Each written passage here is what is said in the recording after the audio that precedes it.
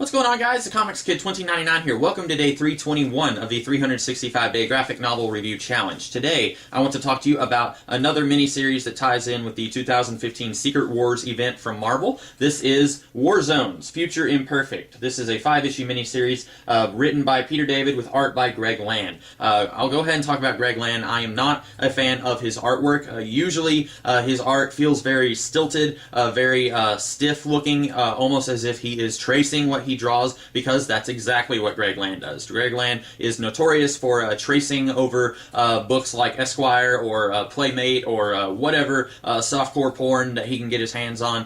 You just Google Greg Land tracing and you can find a whole bunch of examples of him very clearly tracing some risque pose that some woman is in, and then a picture of the Wasp or She-Hulk or whatever in that exact same pose.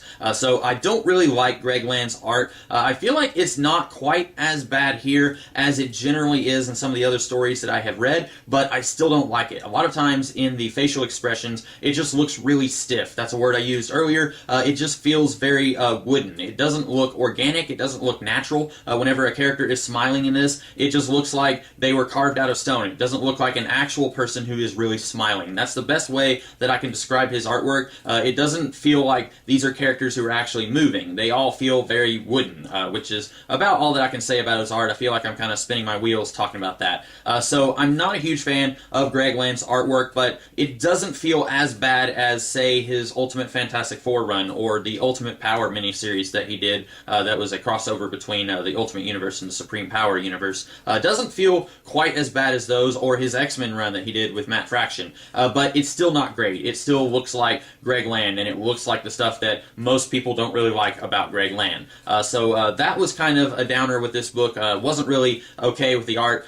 This is also written by Peter David, and I will go ahead and say that some people really like Peter David. A lot of people really like Peter David. Some people really don't. I'm kind of middle of the road. Sometimes he's really great, and then sometimes I'm thinking like, this isn't really that good. I think this is pretty good. I like this. I should point out, I have not read the original Future Imperfect story that happened in his Hulk run in the 90s, where in the far future the Hulk had taken over the planet and had killed pretty much all the superheroes on Earth.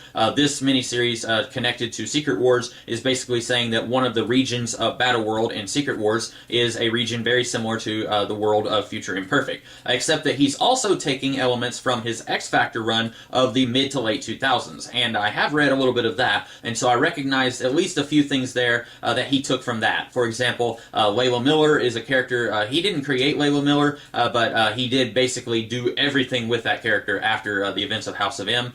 She's here, and also Ruby Summers is a character that he created in one of the Layla Miller one-shot issues. She was part of the Summers Rebellion, which is something that's been hinted at in X-Men comics since the early 90s, and then Peter David finally showed us elements of the Summers Rebellion during his X-Factor run in that same Layla Miller one-shot issue. So he's basically combining two different things that he's done: the Future Imperfect storyline in his Hulk run of the 90s, and then elements of his X-Factor run of the 2000s to create the world that we see here. And I like that. I like stories that are set in the future. I like time travel stories. I know there are people who hate time travel stories. I'm not one of those people. I like that he's able to take different elements from different stories and combine them into something that doesn't feel like he's just taking point A and then gluing it onto point B. Ruby Summers and the Summers Rebellion stuff here, Layla Miller, they feel like they belong in the story. They don't feel tacked on, and I like that quite a bit. Normally, I don't really care for Layla Miller. She's incredibly annoying in his X-Factor run. Here, she doesn't have any of those annoying attributes that she had there. She's actually an adult working in Maestro's palace. Maestro is old bearded Hulk that we get to see here.